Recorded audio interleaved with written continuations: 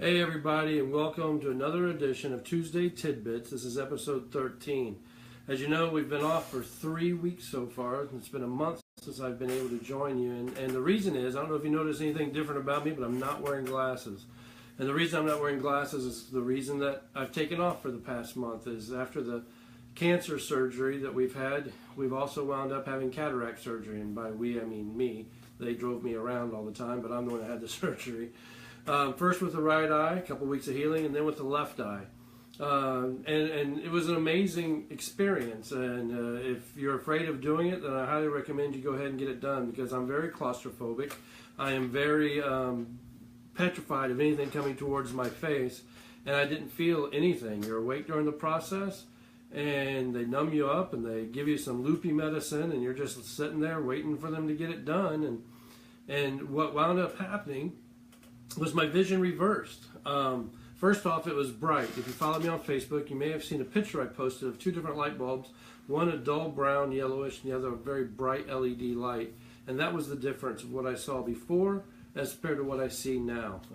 The difference was drastic, and the vision, like I said, flipped. Whereas before I couldn't see distance, but I could see up close. Now I can see far away, but I can't see the nose in front of my face. So it's been an adjustment of remembering to put on my glasses to read with, and then remembering to take them off when I needed to walk around and stuff, so I didn't walk into walls. So, but it's been great. I wouldn't change it for the world. I'm very happy. I got my final post-op exam tomorrow to see how they all are looking. This Friday, we were actually at an eye doctor, and they said one of my eyes, which wasn't supposed to be completely healed, now has 20/20 vision. So that has been worth the month of taking off. So thank you very much for everybody who has sent me messages and posted comments and notes asking me how I'm doing and wishing me a quick recovery. It has been fantastic. The girls have been great as far as leading me around and not getting me lost. I've had to sleep with an eye guard over my eye for a few days, and the worst part about the surgery is the eye drops. I have to have 3 sets of eye drops 3 times a day in each eye. Luckily, a couple of those come off today. I don't need them tomorrow, but it's still the worst part of the whole surgery, but well worth it. And Terry, it is amazing about my eyesight. It's just, I can't believe it. Like I said, if you haven't gotten it done, get it done. The last time we left you, we talked to you about the cancer surgery. Therapy is going well with that. I'm getting stronger every day. I'm out and about, as you can see. I am no longer in my recovery recliner in the front room doing these videos, but I'm back at my desk. And our daughter is going to fuss at me about the lighting in the videos because she liked the lighting in the other spot. But I'm happy to be back sitting in my desk chair and getting some work done. So let's get on to some of the tidbits of where I've been and what's coming up and some of the books that are releasing and have released. A couple weeks ago, the surgeries haven't slowed me down at all. A couple weeks ago, I was in Satellite Beach at their Founders Day Marketplace and Parade. And we had a tent there. Space Coast Book Lovers, which is the event held the beginning of every June, was sharing a tent with me, and they promoted their event, and I sold my books, and we met quite a few readers that came out and enjoyed the area, a whole different group of people than we would have met at some of the other events that we attend throughout the year. Now, last weekend, Friday and Saturday, saw us in Columbia, South Carolina at the Authors Invade event. Authors Invade Columbia event. And I had a great time hanging out with a bunch of the authors that I've known throughout the past 4, 5, 6 years. And we had a great time hanging out with them and getting to know and network and reacquaint ourselves with them. Haven't seen some of them in a year, so it was great catching back up. And then Saturday, meeting some of the readers that came out to my table, joined our newsletter and bought books, said hello, took some pictures. It was just a good time of meeting some of the people that we met. So if you were there, thank you for coming out and being a part of that event. Where am I going to be next? I'm going to be at Meet the Authors this coming Saturday in Melbourne, Florida, at the Agali Civic Center. The Agali Art District is having a festival, and about 50 authors are taking over the Civic Center, and so you'll see the girls and I there. So please come and join us if you're in the area and say hello. I'd love to meet you. I could actually see you this time, so it'd be great to get to know you better. Brooke, thank you very much for the well wishing on the surgery.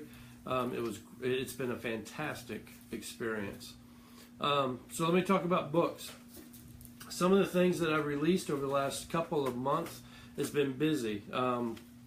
As you know, the first book in the Harper Twins series was Sibling Rivalry, released a couple of years ago. It's been a while since we've been able to get back to this series, but I was happy to announce that at the end of October, we released Taming Carla.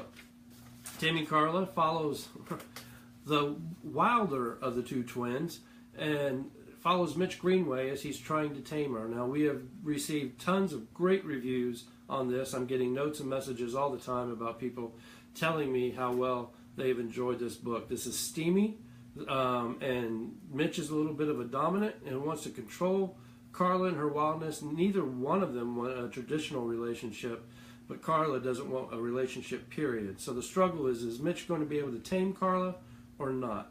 Now, the third book in this series, Always Amy, goes back to the other twin, will be released at the beginning of next year. So be looking for that as the series comes to an end. Now, if you've heard me talk about Kindle Worlds on Facebook, we actually joined the Sassy Ever After Kindle World, where I released November 9th, Shards of Sass. This is a first of a 3-book series. The next book will be Blades of Sass. I'm hoping to have released in February when they release again. I think they do it every quarter. Now, Shards of Sass brings a witch and a panther shifter together. She has left Blue Creek and the urging of Barbara Wolf to go join Dimitri Everest as he tries to protect his sanctuary, Bull Creek, and all of the misfits that are there, the people who are trying to escape a past of some kind, from a band of shifter coyotes who want to run all the humans and their sympathizers out of the area. So she joins the battle, and the two of them butt heads quite a bit, but there's a lot of steam and a lot of angst in this as well. Again, this has been receiving some fantastic reviews, so by all means, pick it up. $1.99 right now. But also the great part just happened yesterday. Kindle Worlds is now part of Kindle Unlimited. So if you've got the Kindle Unlimited subscription, you can pick it up now for free and just read it. And that would be great. Let me hear what you think of this as I'm getting ready to put the next one out in February. Melanie, thank you for saying that you love Shards of Sass. I'm glad. It was fun to write, and I'm looking forward to seeing the series continue. I have a couple of the notes here. Well, Linda, thank you. I'm glad to be feeling better as well. It's been an uphill battle at some points, but it's been great with all the surgeries and everything. I'm glad they're over with. I'll tell you that right now. Now, we have one more book releasing in 2017. 2 years ago, I published the first book in the Best of Both Worlds, Ribbons and Bows. This is a story about 3 roommates, Susanna, Caden, and Brandon. Susanna winds up having a relationship with both Caden and Brandon, neither one of the men knowing that she's having a relationship with both of them, and all she is hoping is that Santa will give her what she wants for Christmas, which is both of the men at the same time. Now, this one leads us to this year's Christmas story, the second book in the Best of Both Worlds, Under the Wrapping. If you haven't read Ribbons and Bows, you need to read it before you read this one, because this tells you what happens whether Santa gives her gift or not, and the aftermath of what takes place once that gift has been opened. So that's the last book of the year. We're excited about it, and we're going to be busy for next year. At the beginning of 2018, the first half of the year, we should see Blades of Sass released, Always Amy released, which will bring a conclusion to the Harper Twins series, and then the third in, and I got fussed about this book all weekend long by some people. It's coming, trust me. The Warrior's Blade, the third in the Warrior of the Way series, will be released towards the beginning of next year, hopefully within the first 4 months. So hang on tight, it's coming, and I promise you're not going to be disappointed. Now, besides writing, I've also been catching up on some of my reading, and I haven't done this yet, but I'm going to tell you what I was reading, and I'm going to highly recommend this book. I just finished Ghost in the Curve by Violet Howe. This is a very good book. This has got a little bit of everything. Suspense, it's got romance, it's got some paranormal activity in it and everything else. This is a book that you want to pick up and read. If you don't have it yet, and if you haven't heard of Violet Howe, you really need to check her out on Amazon and get this book. This is worth reading. It was exciting and kept me turning the pages all the way up until the end, and I'm really hoping there's more to come in this series. We'll have to ask Violet and see what's happening. Now, in Robbie's Rascals this week, Books and Chat, which happens every Wednesday night at 8 o'clock. You have to be part of my readers group, Robbie's Rascals, to be a part of that. But Amanda Lindsay from the Bursting Bookshelf is going to be taking over that hour and sharing what her blog does. She'll be sharing some of the authors that she supports besides myself and everything else. So she's going to be taking over. We're looking forward to hearing from her. So if you haven't joined Robbie's Rascals yet on Facebook, look up the group, facebook.com/Robbie's Rascals. Get in there, get involved. We do giveaways. They help me pick out names of characters. They help me pick out the Halloween series name, which is now Halloween Seduction. So there's a lot of stuff going on in the Rascals, and we got some more exciting things coming up in there. The girls and I were just talking about future ideas and plans to help get the Rascals going some more. They're also a major part of my ARC team, and we just put out another ARC form in there. So come join the group, be a part of it. You'll see a lot of stuff and get to know me a lot better than you will on my personal fan page. So now, let's get to some questions. These have been stewing for a while, so let's see what we've got. Brian asked 2 questions. One, do I dress up for Halloween? So obviously this is an old question, and usually, Brian, I do dress up for Halloween to some degree. I think last year I sat in my front yard as the Cat in the Hat. If you've been on Facebook, you've seen me in that costume as my profile picture a little bit last month. I have a great time being different characters. We sit out in the front lawn with a fire pit and pass out candy. I try to pass out more candy than I eat. Of course, with the surgery and the therapy, I'm not allowed sugar, so that was easy to do this year. But I always dress up for something. We have a good time. We used to have big parties. We may actually do some of those again and get back to the festive part of the celebration. The second part of his question was, what are my plans for Thanksgiving? He was looking ahead when he asked these questions. My plans for Thanksgiving are the same this year as opposed to every year. About 20 years ago, I was working 2 or 3 jobs at a time, and I made a rule on Thanksgiving. It was basically the only day I had off, completely had off, didn't have to go anywhere else. And I vowed then that I was never going to leave my house on Thanksgiving Day. I was staying. Anybody who wanted to could come over and hang out. I didn't mind that. I was just not getting up and going anywhere because it was the only day out of the year that I could enjoy my house.